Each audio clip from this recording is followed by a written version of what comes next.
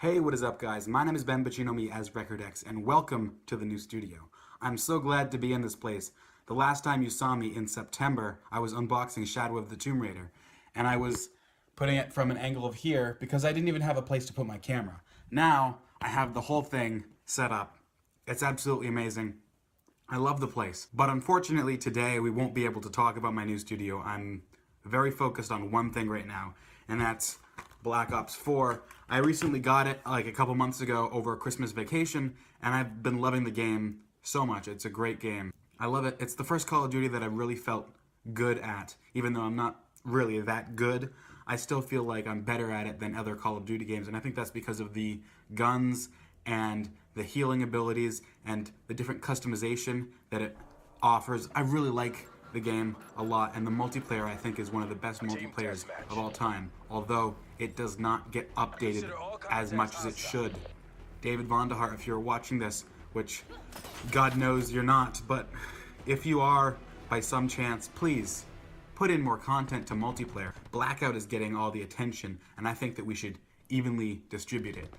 But anyway, without further ado, we're going to be jumping in and looking at some of the content in the Absolute Zero operation. And this was actually a good operation in my opinion. It brought a new specialist character, Zero, into play. And she's like a hacker. She has an EMP grenade.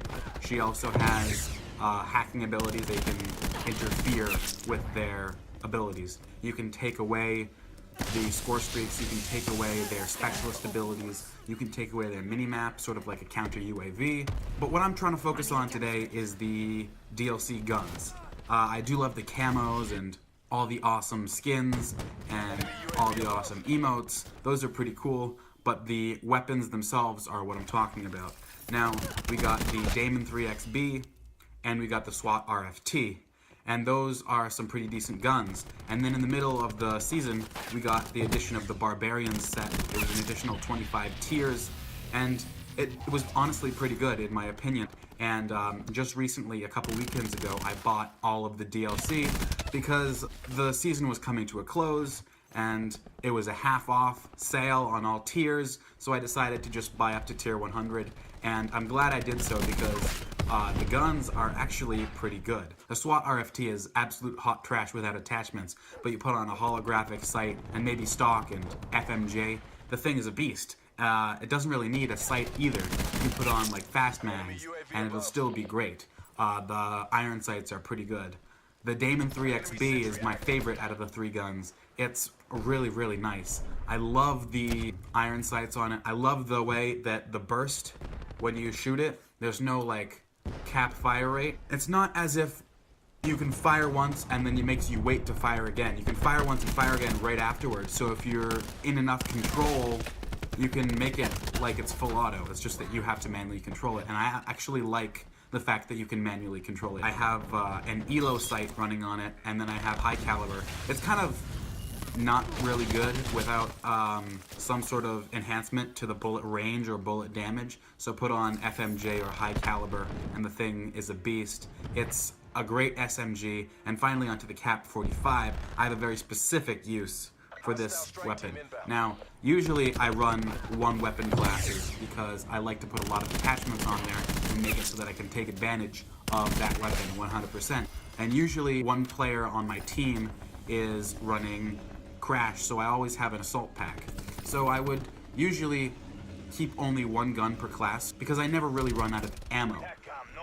But when I use a sniper rifle, the Koshka, to be specific, I really love that gun. I also have a full auto pistol on the side because I don't like to camp and snipe. I like to get in the sniping position, snipe a few people, and then go into assault mode, and then maybe find another position and snipe some more people.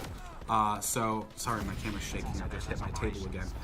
So in order to do that, I run the Cap 45, which is a full auto pistol. And actually the Cap 45 is a direct remodel of the Cap 40 from Black Ops 2.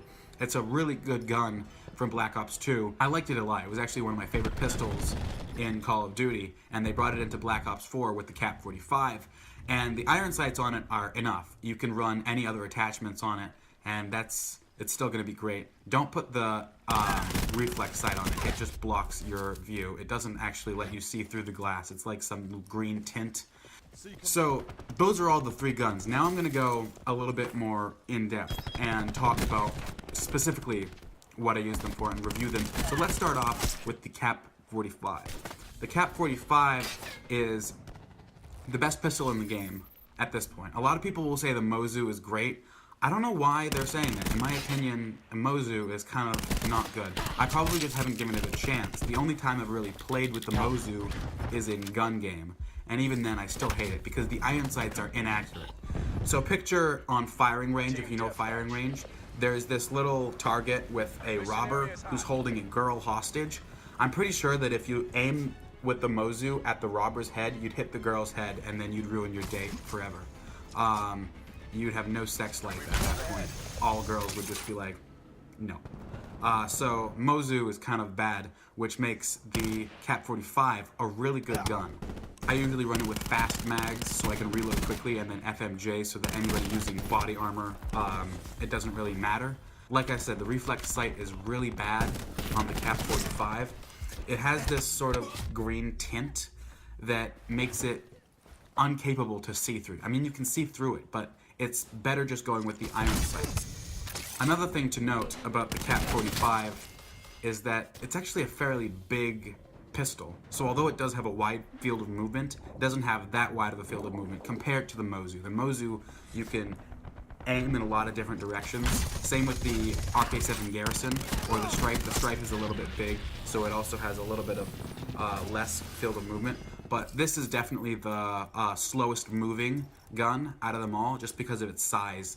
And it also is probably the most recoil, just because it is full auto. I'm basically just repeating what I said. There's not much to say about the Cap 45 other than that it's a really good pistol, my favorite pistol in the game so far. Alright, moving on to the Daemon 3XB. Now, this is my favorite out of the 3 weapons that were released in Absolute Zero. It is a burst SMG. It has 3 rounds. Now, usually you'd say burst SMG, and that absolutely sucks. But if you look back at Black Ops 3, you got the Pharaoh, which was absolutely awesome, at least in my opinion. You may have your own opinions about it, but the Pharaoh was super good. And the Daemon 3XB, while at first without attachments may seem like a lot of garbage, it's quite good once you get at least high caliber on it. High caliber makes it so that it's more of a 2-burst kill to anybody, whether it's a body or headshot. I mean, if you get 3 headshots, I'm pretty sure you'll probably kill them immediately, but usually it's a 2-burst kill from anywhere. I also use the ELO sight on it a lot, just because I feel like that gives it a nice viewpoint. The ELO sight in Black Ops 3, I really didn't like for some reason. I don't know, it just didn't feel right to me. I would always go with the reflex or the recon, but the ELO sight in Black Ops 4 is one of my favorites, so I run an ELO sight, especially since the ELO sight really works well with the iron sights that the 3XB has. I have the integrated grip, which also gives it a stock, but the stock really doesn't make a difference. It doesn't add anything to it. It's just the grip that's reducing the recoil, and that combination itself is great. Sometimes I'll run fast mags on it. If I'm playing like Nuketown or something, I'll change the class so that it's fast mags, but in any other circumstance I usually do rapid fire, just because it allows me to get more bullets out at once and kill people faster. Now finally on to the Swat RFT, my least favorite out of the 3. Don't get me wrong, it's great. It's powerful once you have the right setup for it, but once you get it at first, it's just really a piece of garbage. I was lucky to have played Blackjack's gun game and leveled up the weapon through using it then.